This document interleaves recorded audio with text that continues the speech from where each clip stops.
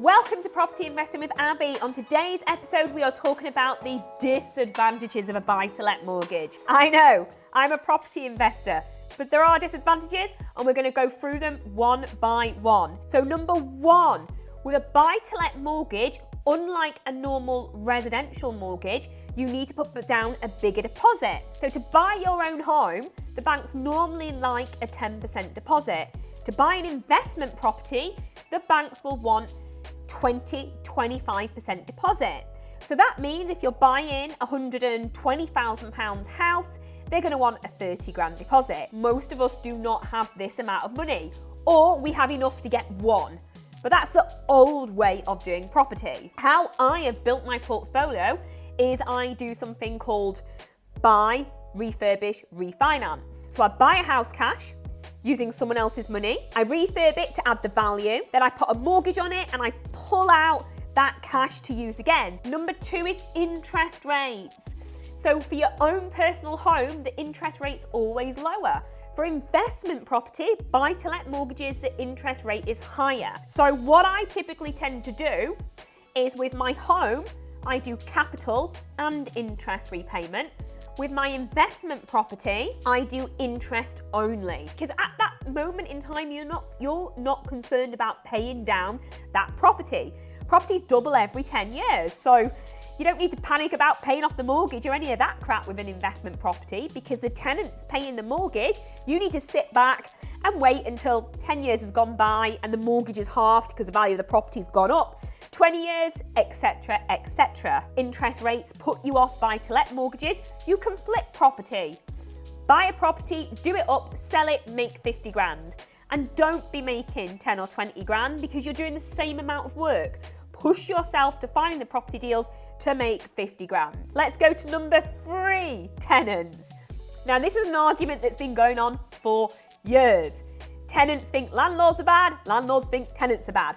In reality, there's only a tiny amount of tenants that cause problems across the UK. Most tenants are good and they're grateful for the home that they've been given and they pay their rent and they look after it. However, if that's going to stop you getting ahead and building assets and building a property portfolio, then I would suggest you do one of two things. The first one is what we call serviced accommodation. So it's like holiday lets. So instead of having tenants, you have guests.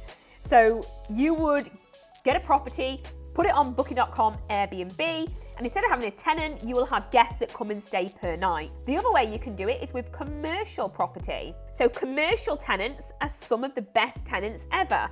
So typically, a commercial tenant will rent a commercial space and it's called an FRI lease, fully repairing and insuring. So the tenant's got to go in. Normally the tenant does the refurb and the fit out, look after it, deal with any repairs and insure it. And normally commercial tenants will go in for 5, 10, 15. I've just been looking at a deal with Costa. They want a property for 30 years. And then my local Asda is signed for 100 years. So these tenants stay longer. They do all the repairs, all the maintenance, no brainer really. And if you want to get a commercial tenant out, it's very, very easy to do. Much easier than a normal tenant. Fourth disadvantage of a buy-to-let would probably be the cash flow.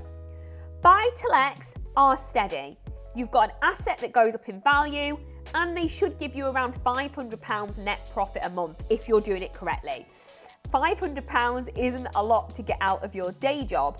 So when people come to me, we say, do you want the long-term wealth? Are you just interested in building the assets, and getting really good assets that are going to value and go up over time? Or is it cash flow? Now, if it's cash flow, I do not advise buy-to-let. Cash flow, I advise stuff like rent-to-rent serviced accommodation. I would advise commercial. I would advise cash flow strategies like deal packaging, where you act as a property finder.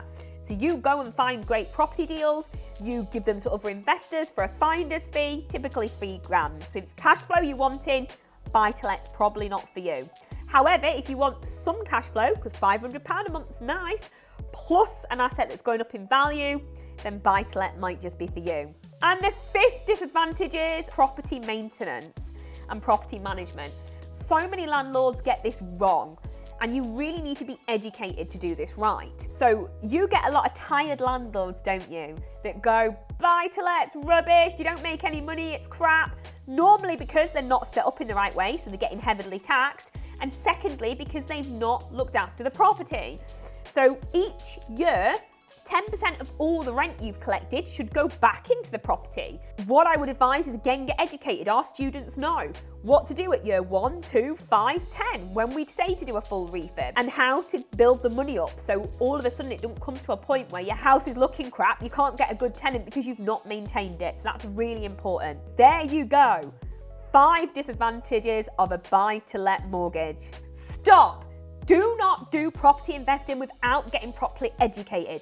We've just talked about flipping. Here's my best-selling book. Go and click the link and download a copy.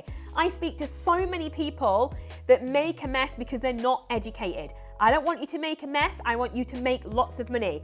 Go get my book. So that's it for this week, and I hope I've really opened your eyes. When people say property investing, they think about old school property investing, don't they? Put a deposit down, get a buy-to-let mortgage, put a tenant in, you're a property investor, but that takes a lot of money. So over this video, we've talked about service accommodation, commercial, flipping, different ways to buy property. So I really hope it helps you understand more about property and what you might want to do. If you haven't already, subscribe to the channel, like the video, and let me know what your thoughts are. What do you think the biggest disadvantage is to a buy-to-let mortgage? And I'll see you next week.